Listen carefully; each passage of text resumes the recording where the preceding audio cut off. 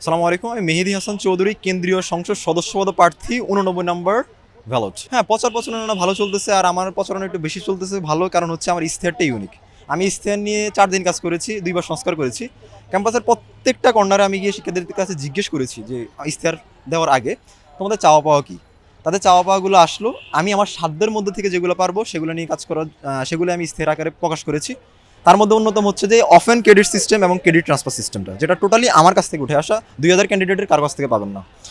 Recently 2-1 দিন ধরে হচ্ছে যে কয়েকজন প্রার্থী এটা নিয়ে কাজ করতেছে, দেখছে যে আমার প্রচারণা ভালো চলতেছে, সেখান থেকে নিয়ে যে এটা নিলে হচ্ছে সেও হয়তো কিছু ভোট গেইন করতে পারবে।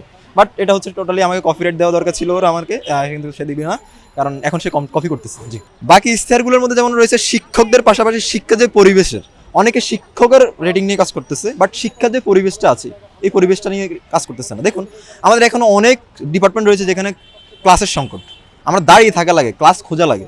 আমার ডিপার্টমেন্ট সাইকোলজি, সেম প্রবলেম। এছাড়াও রয়েছে আমাদের ল্যাব সংকট রয়েছে, আমাদের কম্পিউটার নেই, পর্যাপ্ত পরিমাণ কম্পিউটার নেই। ইভেন হচ্ছে যে পর্যাপ্ত পরিমাণ মানে ফ্যাসিলিটিসগুলো আমাদের নেই। অনেক ডিপার্টমেন্টে রয়েছে, দেখুন যে ওয়াইফাইয়ের ফ্যাসিলিটিসটাও এখন নেই। এই যে প্রবলেমগুলো, এগুলো সলভ হওয়া উচিত। এছাড়া আমাদের সবচেয়ে বড় সমস্যা হচ্ছে আমাদের রেজিস্টার বিল্ডিং, ভেরি ওল্ড ফ্যাশনড। আপনি এখানে যান, যাই দেখবেন যে আপনাকে বলবে ভাই দুপুরে পরে আসেন, এই সময় আসেন, সেই সময় আসেন, আপনাকে বিভিন্নভাবে হয়রানি করবে, টাকা দিয়ে হয়রানি করবে, আপনাকে বিভিন্নভাবে হয়রানি করবে, যেটা একদম শিক্ষার্থীদের ঢাকা ইউনিভার্সিটির মধ্যে একটা জায়গাতে এটা কাম্য নয়। আপনি আসেন স্বাস্থ্য খাতে, মুর্তজা মেডিকেলে যান, আমি এটার নাম দিয়েছি নাফা সেন্টার। আপনি যেই প্রবলেম নিয়ে যাবেন সেখানে আপনাকে নাফাই দিবে, অন্য কিছু দিবে না, এবং তাদের বিহেভিয়ারটা এত খারাপ, আপনাকে সময় দিবে না। আপনি একজন শিক্ষার্থী যাচ্ছে আপনার প্রবলেম নিয়ে, সে তো আপনাকে সুন্দর করে শুনতে পারে, ভাইয়া তোমার প্রবলেমটা কি, আফু তোমার প্রবলেমটা কি বলো। বাট ওরা কি করবে, আপনাকে সময় দিবে না, 30 সেকেন্ডের মধ্যে আপনাকে নাফা লিখে দিবে, আপনি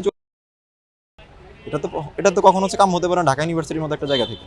আর 24 পরবর্তী সময়, গণঅভ্যুত্থান পরবর্তী সময় এবং হচ্ছে ডাকসু পরবর্তী সময় যদি শিক্ষার্থীদের স্বপ্নের ক্যাম্পাস বিনির্মাণ না হয়, তাহলে সে কোন আশা নিয়ে ঢাকা বিশ্ববিদ্যালয়ে পড়ে থাকবে। শত শত শিক্ষার্থী রয়েছে, আমি যত ফিল্ডে কাজ করছি, আইএলটিএস করে বসে আসে যেতে পারতেছে না, দ্যাট বিকজ অফ চাচ্ছে না যেন তার লাইফ থেকে 1 বছর 2 বছর হারিয়ে এসে চলে যাক। তার এই প্রবলেমটা সলভ করার জন্য আমি এসেছি often credit system, credit transfer system নিয়ে কাজ করবো।